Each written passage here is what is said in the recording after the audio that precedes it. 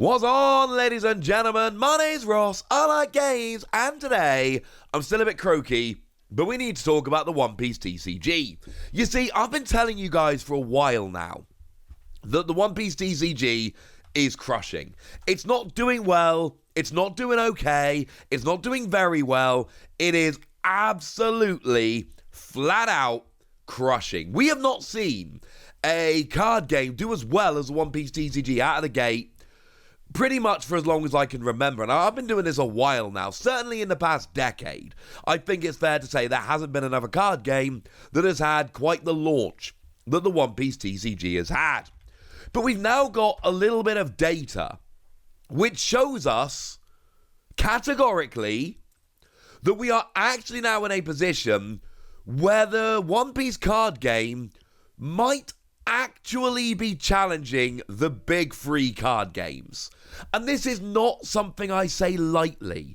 This is not some kind of sensationalist claim that's meant to keep you watching. That is, we have data, and okay, fine, it's probably not going to supplant Pokemon or Magic anytime soon, but Yu-Gi-Oh! Down in third place, and bearing in mind, for years now, it has been Pokemon, Magic, Yu-Gi-Oh! Yes, in that order, no other order.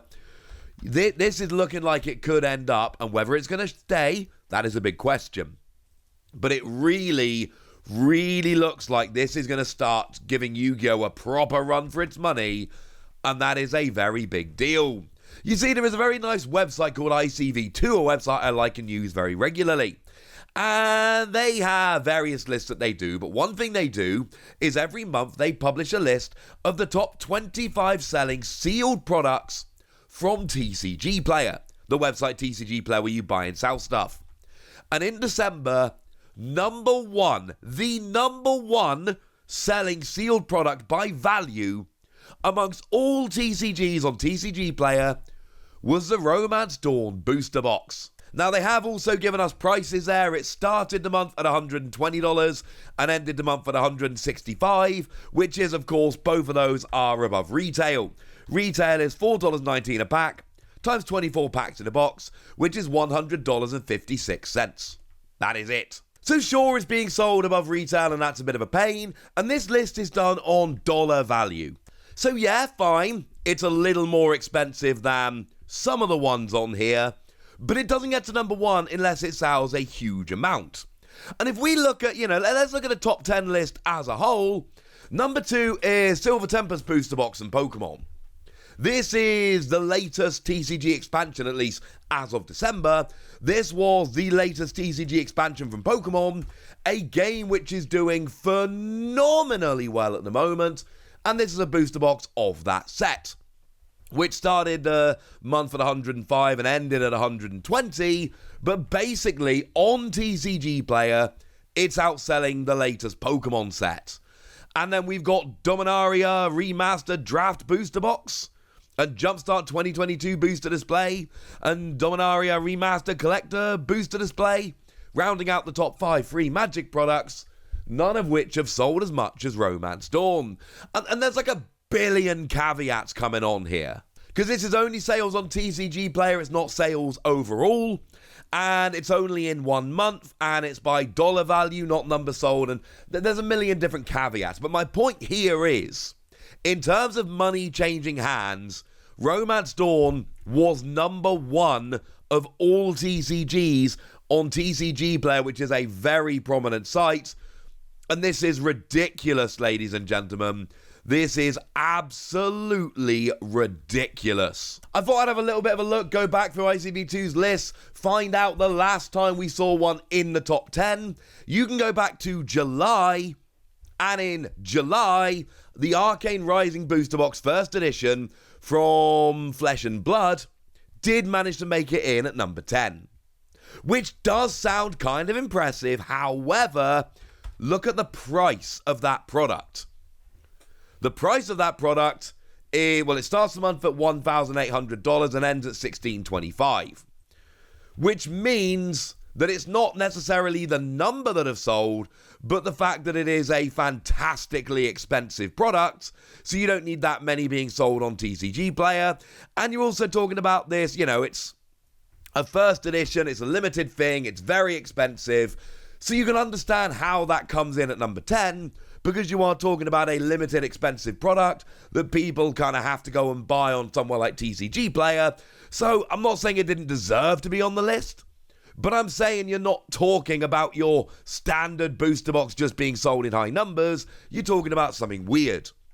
That's not where we are when we talk about Romance Dawn. Yes, I know it's sold out everywhere, blah, blah, blah. You're still talking about a standard booster box of a standard set, which is being sold for not a million miles above retail price. Again, starting at 120, that's 20% above.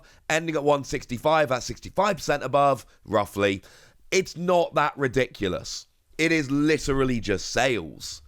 But they weren't actually the only ones we saw, because rounding out the bottom of the top 10 list, we actually saw the Romance Dawn booster box case. Same deal, except we're talking about cases rather than individual boxes.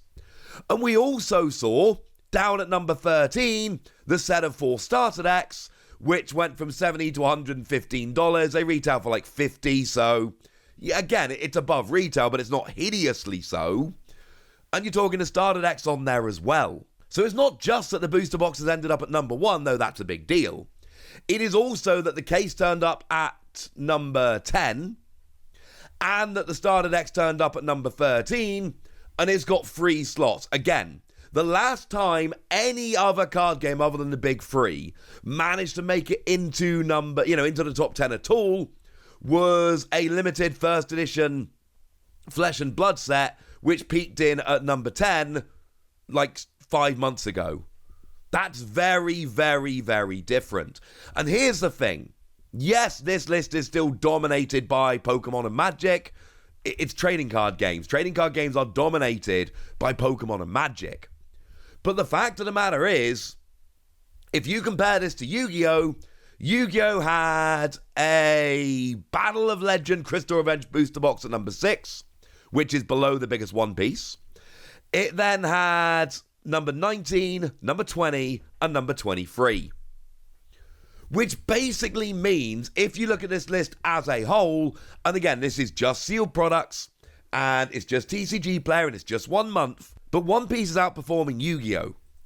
And if you follow trading card games like I do, as closely as I do, for as long as I have, you will know that this is very, very, very, very, very unusual. The one we're really waiting for is the list of top collectible games. Now, ICV2 put this list out in terms of top collectible games. They put it out every 6 months. It's twice a year. And the only time we've seen, in years, the only time we've seen any game kind of approach the top 3 was in spring 2019 with the advent of Keyforge. Now, if we look at the spring 2019 list, we saw that Keyforge in the hobby channel, i.e. sales in hobby stores, came in at number 3. Overall, it came in at number 4. So, it basically was selling in hobby stores, not necessarily in the mass channel so much. Big box stores, supermarkets, places like that. But the fact that Keyforge actually jumped Yu-Gi-Oh! In the hobby channel, not overall, but in the hobby channel, that's a very, very big deal. Now, it didn't last. Keyforge dropped down this list, and Keyforge actually went on hiatus. It's now being brought back. There was a Kickstarter. It is on the way back. Life is good. Keyforge is a great game. But my point is, you can go back years, and the only time we saw anything along these lines was when Keyforge kind of jumped Yu-Gi-Oh! A little bit in spring 2019 and fell off. But here's the giant difference between Keyforge and One Piece. Keyforge was a game that existed in the hobby channel. As a side note, the mass channel over on ICV2, they only ranked the top 3, so we don't know where Keyforge came. We just know it wasn't in the top 3. And the point is, I think One Piece could be. Because I see a whole bunch of you guys posting about having found One Piece in Walmart and places like that. And buying it in Walmart and places like that. And that's kind of a big deal. Because that is what Keyforge could never do. Keyforge was always a very good game at hobby stores. It was a good game for card game nerds like me. But Keyforge never crossed over. And I think we can all agree that One Piece very much is crossing over. It is nerds that like card games and people that don't like card games but do like One Piece. And right now, looking at this list, One Piece is doing phenomenally well. And I cannot, and it's going to be weeks unfortunately, but I cannot wait to see this list of top collectible games for fall 2022 when ICV2 finally post it. And when they do, you know there's going to be a video where we look at it, because I do that every time there's a new list. And I think it's fair to say, my prediction is One Piece is going to be no lower than 4. I think we could see One Piece jumping Yu-Gi-Oh! Into number 3. We do not have enough data yet to say that's actually going to happen, let's be perfectly clear. But I'm saying there's a chance. And I don't think we've realistically seen any card game that's had a chance in many, many, many, many years. And I've said this in videos, in fact, some very recently, but let me say it again now. No, this does not mean bad things to the One Piece TCG. I know some people like to say it's too popular, they can't keep it on store shelves. This is gonna kill the game. No, it's not. This is going to save the game and make it one of the biggest games in the world. I am very excited, and frankly, you should be too. But I want to hear from you guys. I want to know what you think about this. I want to know how well you're seeing Romance Dawn in your local area. I want to know anything you want to tell me, so let me know in the comment section. Go nuts! Be nice! And then make sure you like this video, subscribe to this channel, follow me on Twitter at TheWasi. That's what we talk about, well, One Piece and a whole bunch of other card games. And please do consider checking out patreon.com/PTCGradio, where you can support the channel, get some bonus podcasts, all kinds of fun things. But by far the most important thing, as always, look after yourselves till next time, would ya? Thank you very much for watching. My name's Ross, and you've been watching Wasi Plays.